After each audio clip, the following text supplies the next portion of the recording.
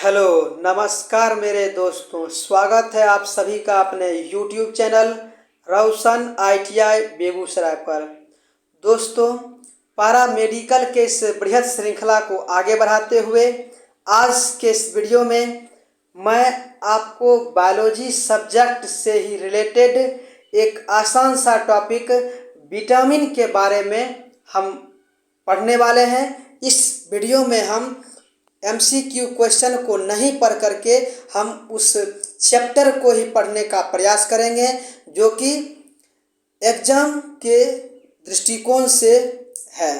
तो चलिए सीधा हम लोग अब अपने टॉपिक पर आते हैं। तो टॉपिक आज का क्या है? विटामिन। तो दोस्तों, मैं आपको बता दूं कि विटामिन से रिलेटेड आपसे परीक्षा में एक सवाल इससे अतिरिक्त बनता है कि विटामिन शरीर में क्या काम करता है, कि विटामिन शरीर के लिए क्यों उपयोगी है। तो विटामिन शरीर के लिए बस इतना ही काम करता है कि यह शरीर में रोगों से लड़ने में मदद करता है। विटामिन से क्या होता है कि यह शरीर में रोगों से लड़ने में मदद करता है और विटामिन से शरीर को किसी भी प्रकार की ऊर्जा की प्राप्ति नहीं होती है।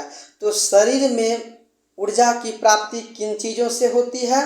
प्रोटीन से होती है, वसा से होती है, कार्बोहाइड्रेट से होती है, लेकिन शरीर में विटामिन से ऊर्जा की प्राप्ति नहीं होती है। तो विटामिन से शरीर में किस चीज़ की प्राप्ति होती है? यह हमें रोगों से लड़ने में सहायक प्रदान करता है। तो आप इस चीज़ को जान लिए कि विटामिन शरीर के लिए क्यों उपयोगी है। यह शरीर में रोगों से लड़ने का काम करता है। चलिए अब हम लोग अपने अध्याय पर आते हैं। तो आप यहाँ पर देख पा रहे होंगे कि हम यहाँ पर विटामिन एवं उनके खोजकर्ता के बारे में सबसे पहले हम आप लोगों को बताना चाहते हैं। तो देखते हैं। देखिए, सबसे पहले है विटामिन। विटामिन की खोज किसने किया है? तो फ्रांक ने किया। क्या हो जाता है? विटामिन की खोज फ्रांक ने किया। और फिर कब? 1901 में। कब? 1901 में। तो विटामिन की खोज किसने किया है? फ्रांक ने किया। विटामिन की खोज फ्रांक ने किया। विटामिन की खोज फ्रांक ने। विटामिन की खोज फ्रांक ने। विटामिन की खोज फ्रांक ने किया। देखिए, अगर आपको याद है तो अच्छी बात, अगर याद आपको नहीं है तो आप हमारे साथ 3 से 4 बार आप ऐसे ही बोलते चलिए, आपको वीडियो में ही आपको याद भी हो जाएगा। तो आप मेरे साथ ऐसे ही बोलते रहें। विटामिन की खोज फ्रांक ने किया। विटामिन की खोज फ्रांक ने किया। विटामिन की खोज फ्रांक ने किया। आप इस तरीके से ही अगर किसी शब्दों को 3 से 4 बार अगर आप बोलते हैं तो आपको याद होने की ज़्यादा संभावना रहता है। देखते हैं आगे। विटामिन ए की खोज मैकुलन ने किया। विटामिन बी की खोज मैकुलन ने किया। तो हम इसको याद कैसे करेंगे? ए एवं बी, विटामिन ए एवं बी की खोज मैकुलन ने किया। तो देखिए, याद करते हैं। ए एवं बी मैकुलन, ए एवं बी मैकुलन, ए एवं बी मैकुलन ने खोज किया है। ए एवं बी मैकुलन, विटामिन ए एवं बी मैकुलन, विटामिन ए एवं बी मैकुलन ने खोज किया है।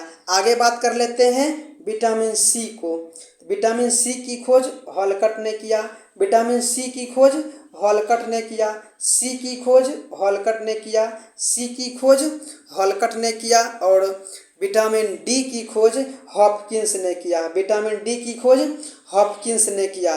तो आप आंख बंद करें और आप अपने मन से इसको 3 से 4 बार बोलें कि विटामिन की खोज फ्रांक ने किया। विटामिन की खोज फ्रांक ने किया। विटामिन की खोज फ्रांक ने किया। विटामिन ए की खोज मैकुलन ने। विटामिन बी की खोज मैकुलन ने। विटामिन सी की खोज हॉलकट ने। विटामिन सी की खोज हॉलकट ने किया। और विटामिन डी की खोज हॉपकिंस ने किया। तो हम उम्मीद करते हैं कि आपको हमारे ही तरीके से याद करने पर आपको याद हो भी गया होगा। तो चलिए हम लोग अब आगे देखते हैं।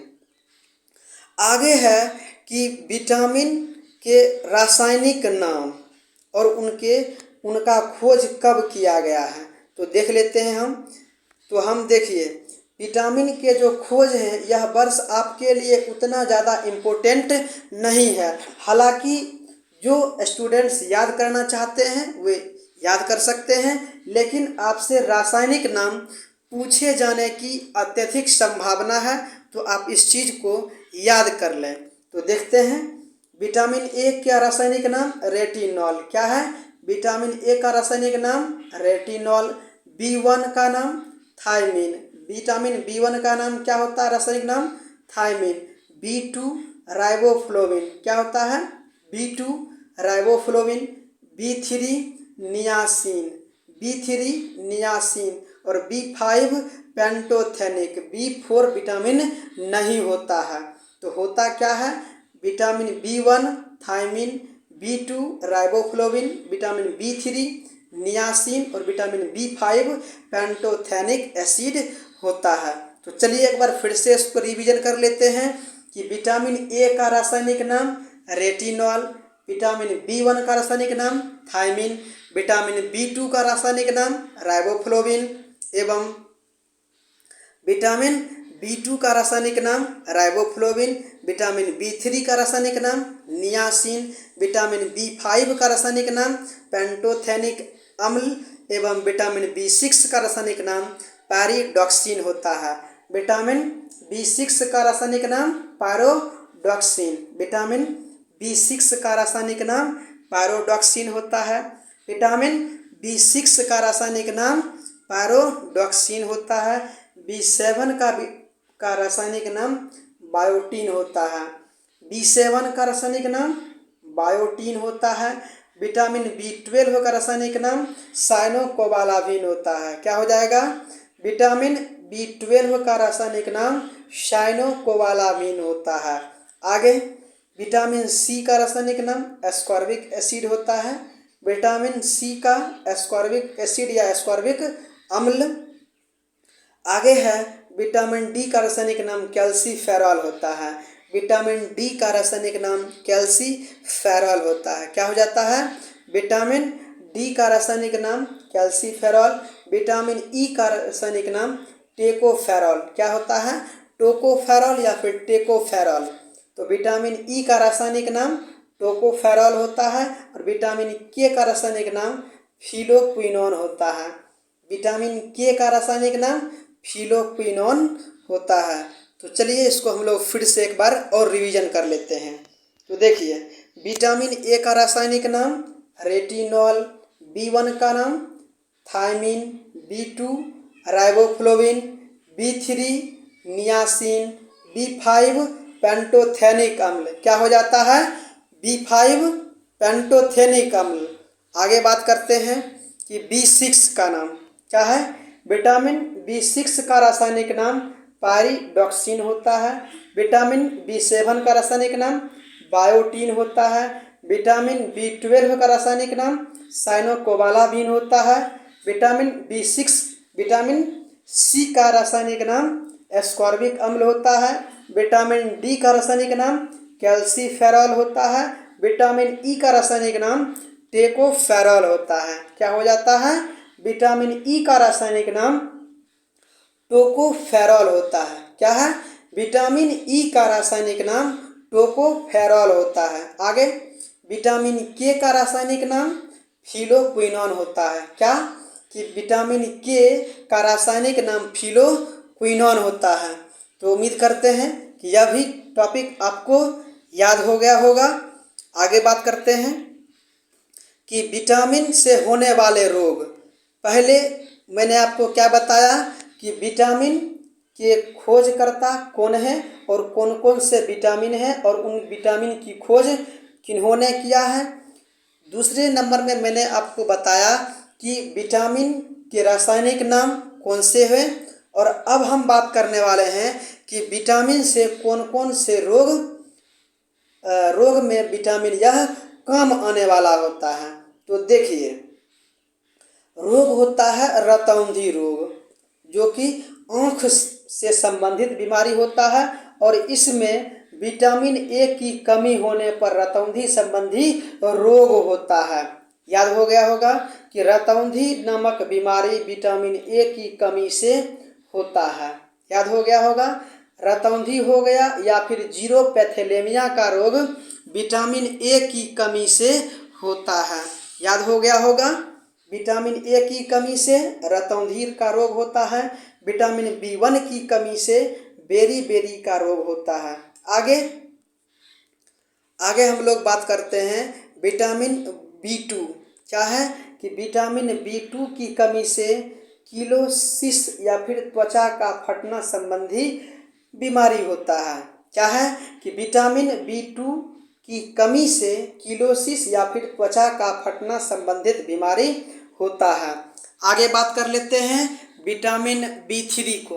विटामिन B3 की कमी से मंदबुद्धि, बालों का सफ़ेद होना। क्या है कि मंदबुद्धि एवं बालों का सफ़ेद होना जैसे बीमारी होता है। तो किसके कारण होता है? विटामिन B3 की कमी से मंदबुद्धि या फिर बालों का सफ़ेद होना संबंधित बीमारी होता है। आगे विटामिन B5 की कमी से पेलेग्रा यानी कि त्वचा संबंधी रोग होता है। पेलेग्रा या फिर त्वचा दाद संबंधित बीमारी इसमें होता है। किसके कमी से? विटामिन B5 की कमी से। आगे बात करते हैं विटामिन B6। तो विटामिन B6 की कमी से एनीमिया या फिर चर्म रोग होता है। विटामिन B6 की कमी से एनीमिया या फिर चर्म रोग होता है। विटामिन B6 की कमी से एनीमिया या फिर चर्म रोग होता है। विटामिन B7 की कमी से लकवा या फिर शरीर में दर्द संबंधित रोग होता है। क्या हो जाता है कि विटामिन B6 की कमी से लकवा या फिर शरीर में दर्द संबंधित रोग इसमें होता है। विटामिन B7 की कमी से क्या हो जाता है कि लकवा या फिर शरीर में दर्द संबंधित रोग होता है। किस चीज़ में? विटामिन B7 की कमी से। आगे बात करते हैं विटामिन B12 को। तो विटामिन B12 की कमी से रक्त क्षीणता या फिर पांडु रोग होता है। क्या है कि विटामिन B12 की कमी से रक्त क्षीणता या फिर पांडु रोग होता है। विटामिन C की कमी से मसूढ़े से संबंधित बीमारी या फिर स्कर्विक रोग होता है। स्कर्विक रोग जो कि त्वचा से संबंधित रोग होता है, यह विटामिन C के कमी के कारण ही होता है। आगे बात करते हैं विटामिन D का। तो विटामिन D के कमी से रिकेट्स या फिर ऑस्टियोमलेशिया संबंधी रोग होता है। तो क्या हो जाता है कि विटामिन D की कमी से रिकेट्स या फिर ऑस्टियोमलेशिया संबंधित रोग होता है। आगे विटामिन E की कमी से नपुंसकता या फिर क्या हो जाता है? विटामिन E की कमी से नपुंसकता या फिर बंध्यता का रोग होता है। विटामिन E की कमी से नपुंसकता या फिर बंध्यता का रोग होता है। नपुंसकता तो आप जानते ही होंगे अगर आप बायोलॉजी के स्टूडेंट्स ओरिजिनल में होंगे तो विटामिन E की कमी से नपुंसकता या फिर बंध्यता का रोग होता है। विटामिन D की कमी से रिकेट्स या फिर ऑस्टियोमलेशिया का रोग होता है।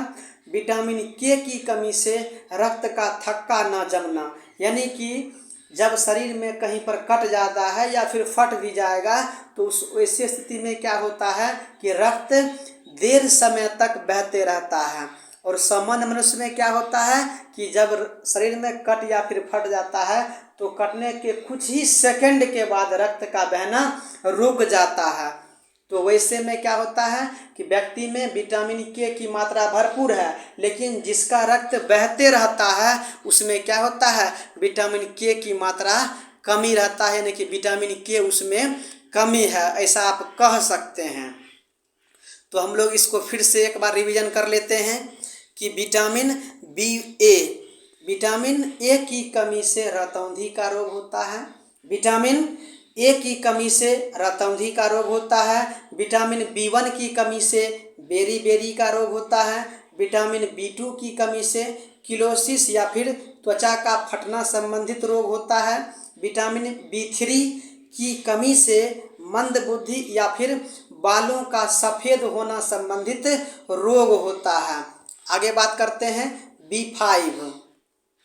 तो B5 की कमी से पेलेग्रा या फिर त्वचा दाद होता है।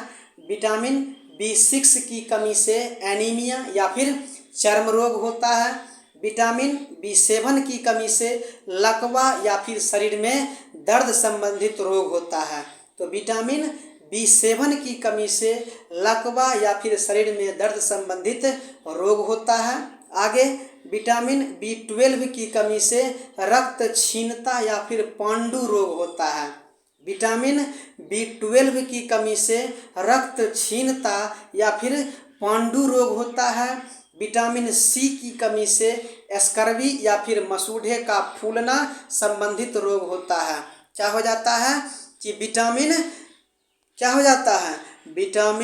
C की कमी से स्कर्वी या फिर मसूढ़े का फूलना, क्या है कि विटामिन C की कमी से स्कर्वी या फिर मसूढ़े का फूलना संबंधित रोग होता है। आगे विटामिन D की कमी से रिकेट्स या फिर ऑस्टियोमलेशिया संबंधी रोग होता है।